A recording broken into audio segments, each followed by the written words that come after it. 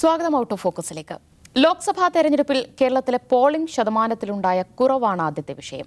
2019 77.84 polling എങ്കിൽ ഇത്തവണ അത് 71 കുറഞ്ഞിട്ടുണ്ട്. വലിയ കുറവാണ്. 6% പോളിംഗിൽ കുറവ് വന്നിട്ടുണ്ട്.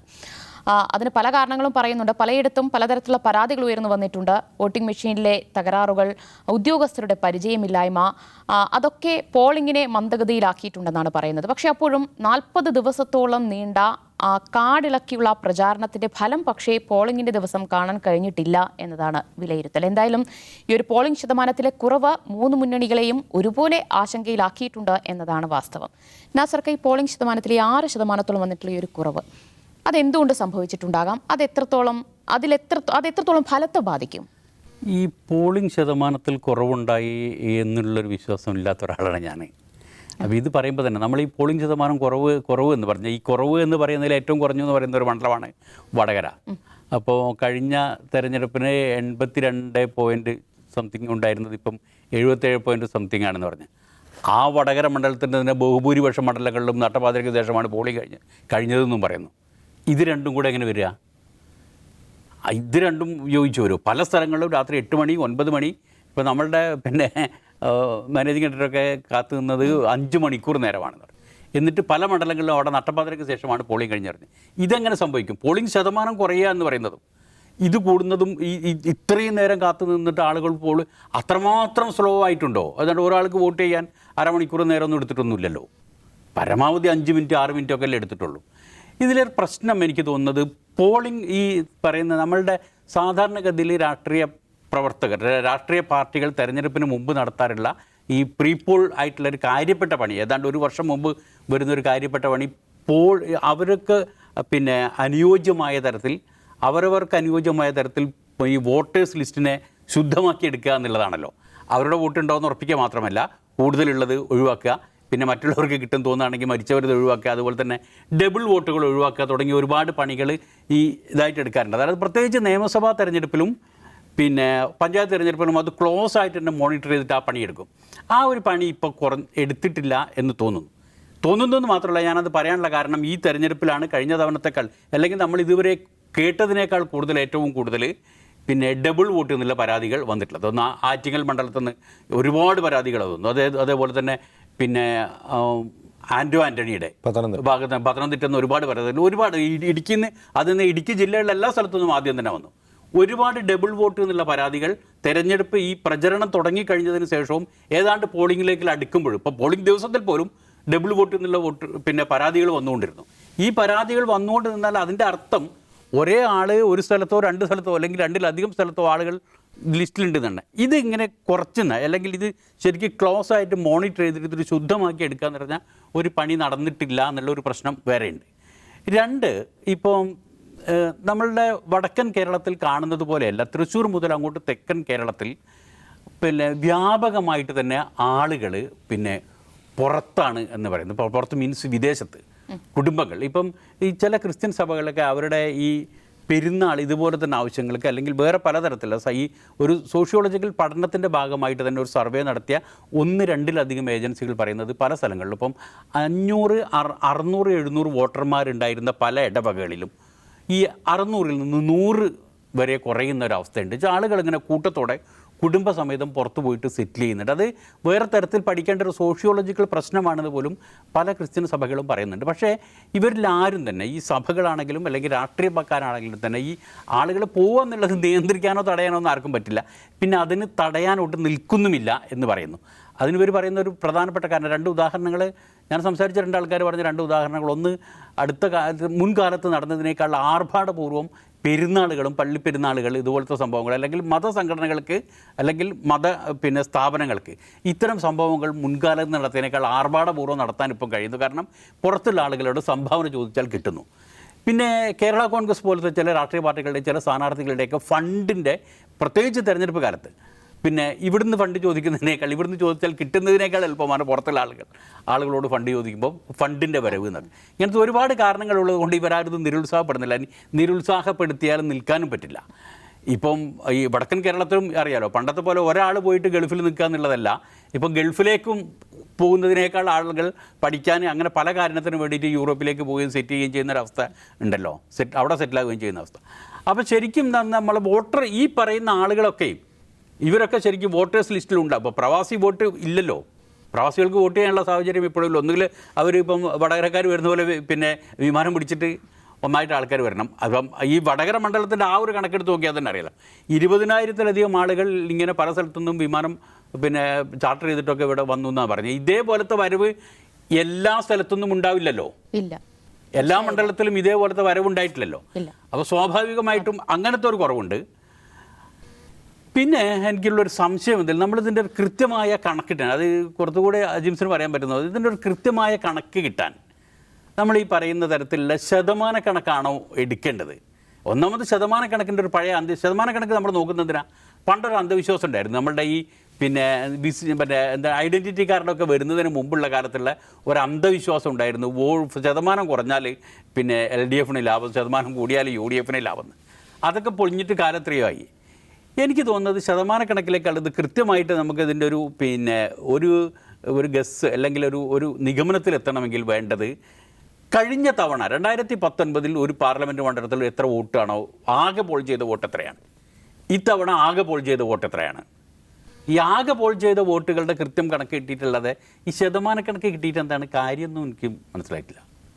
അതിന് ശരിക്കും എന്തെങ്കിലും കാര്യം ഉണ്ടെങ്കിൽ അജിംസാണ് അത്. അജിംസ്, ഇവിടെ ഈ പോളിംഗിലെ കുറവ് ആർക്ക് ഗുണം ചെയ്യും അല്ലെങ്കിൽ ആർക്ക് തിരിച്ചടിയാകുമെന്നുള്ളൊരു ചർച്ച കൂടിയുണ്ട്. അങ്ങനെയുള്ളൊരു അവകാശവാദങ്ങളും കൂടിയുണ്ട്. അത് UDF അനുകൂലമാകാനാണ് സാധ്യത എന്നൊക്കെ പറയുന്നത്. അങ്ങനെയൊക്കെ സംഭവിക്കാനിടയുണ്ടോ? ഇത് ഈ ശതമാനക്കണക്ക് കൂടിയാലും കുറഞ്ഞാലും LDF കുറഞ്ഞാലും ഞങ്ങൾ ജയിക്കും എന്നാണ് LDF സാധാരണ പറയുക. കാരണം ഞങ്ങളുടെ വോട്ട് ഞങ്ങൾ കൃത്യമായിട്ട് പോൾ ചെയ്തിട്ടുണ്ട്. പോൾ ചെയ്യപ്പെടാതെ പോകുന്നു UDFൻ്റെ വോട്ടാണ്. അതൊരു പെർസെപ്ഷനാണ്. കാരണം കുറേ കൂടി സംഘടനാ സംവിധാനം ഉള്ളത് LDFനാണ്. CPMൻ്റെ സംഘടനാ സംവിധാനമാണ്. ആളുകളെ കൊണ്ടുപോയി അവരുടെ വോട്ടുകൾ കൊണ്ടുപോയി പോൾ ചെയ്യിപ്പിക്കുക എന്നുള്ള അവർ ചെയ്യും, കൃത്യമായിട്ട് ചെയ്യും. UDFന് അത്രയും, പ്രത്യേകിച്ച് കോൺഗ്രസിന് അത്രയും സംഘടനാ സംവിധാനം ഇല്ലാത്തതുകൊണ്ട് LDFന് ഒരു എഡ്ജുണ്ട്. എത്ര ശതമാനം കുറഞ്ഞാലും ഞങ്ങളുടെ വോട്ട് പോൾ ചെയ്ത് ഞങ്ങൾ ജയിക്കുമെന്നാണ് പറയുക. പക്ഷേ ഈ ലോക്സഭാ ഇലക്ഷനിലൊരു പ്രശ്നം, ഇപ്പോൾ 2014 പോൾ പെർസെൻറ്റേജും 2019 പോൾ പെർസെൻറ്റേജും 2024 പോൾ പെർസെൻറ്റേജും താരതമ്യം ചെയ്യുമ്പോൾ 2014 താഴെയാണ് 2024. ഇപ്പോൾ വോട്ടിൻ്റെ ഇപ്പോൾ ഇരട്ട വോട്ട്, ഡബിൾ വോട്ട്, മരിച്ചുപോയവരുടെ വോട്ട്, വിദേശത്തുള്ളവരുടെ വോട്ട്, ഇതൊക്കെ നിന്നാൽ പോലും പിന്നെ വോട്ടർമാരുടെ എണ്ണം